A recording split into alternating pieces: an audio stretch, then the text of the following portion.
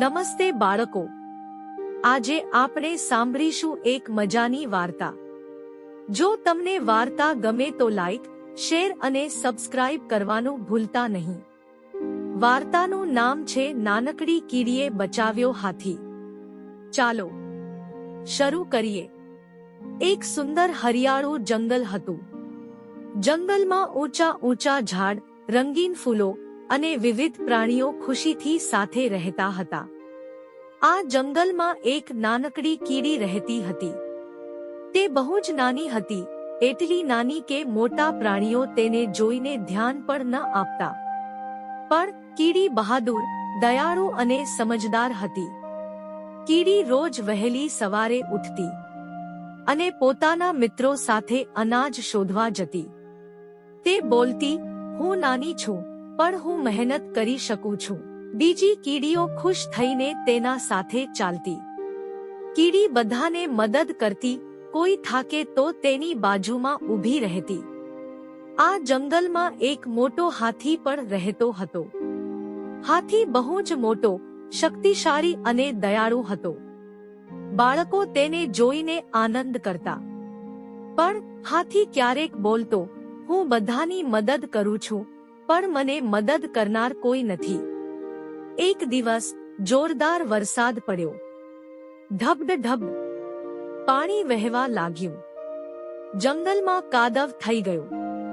રસ્તા લપસણા બની ગયા। હાથી ચાલતો ચાલતો એક કાદવમાં ફસાઈ ગયો। ધમ્મ હાથી હલવા પ્રયાસ કરતો, પણ જેટલું હલે એટલો વધુ ડૂબે। હાથીની મદદ માટે કોઈ આવ્યું નહીં।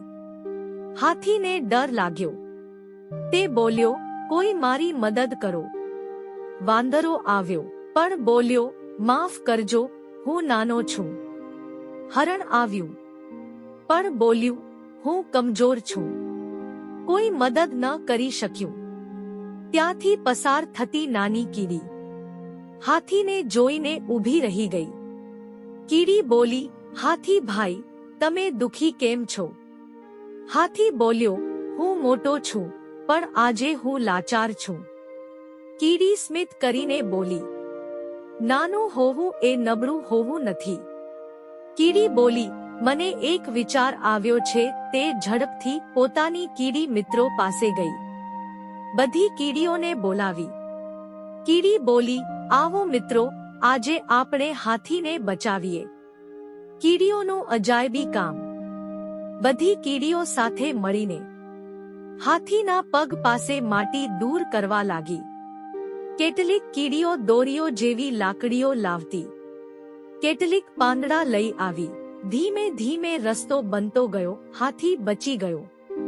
થોડી જ વારમાં હાથી ધીરે ધીરે બહાર આવી ગયો। હાથી ખુશ થઈને બોલ્યો, વાહ નાનકડી કીડીઓ, તમે તો બહુ મોટું કામ કર્યું। હાથીની આંખોમાં ખુશીના આંસુ આવી ગયા। તે બોલ્યો, મને લાગતું હતું કે નાની કીડી શું કરી શકે, પણ આજે મને શીખ મળી। બધા પ્રાણીઓ ખુશ થયા। વાંદરો, વાઘ, જીરાફ બધા તાળી વગાડવા લાગ્યા। હાથી બોલ્યો, આજથી જંગલમાં કોઈને નાનું કે મોટું નહીં સમજું। કીડી સ્મિત કરીને બોલી, જો મન મોટા હોય તો શરીર નાનું હોવું કંઈ નથી। વાર્તાનો સાર, નાનકડું હોવું એટલે નબળું નહીં। બુદ્ધિ અને દયાથી મોટી સમસ્યા પણ ઉકેલી શકાય। સાથે મળીને કામ કરવાથી બધું શક્ય બને।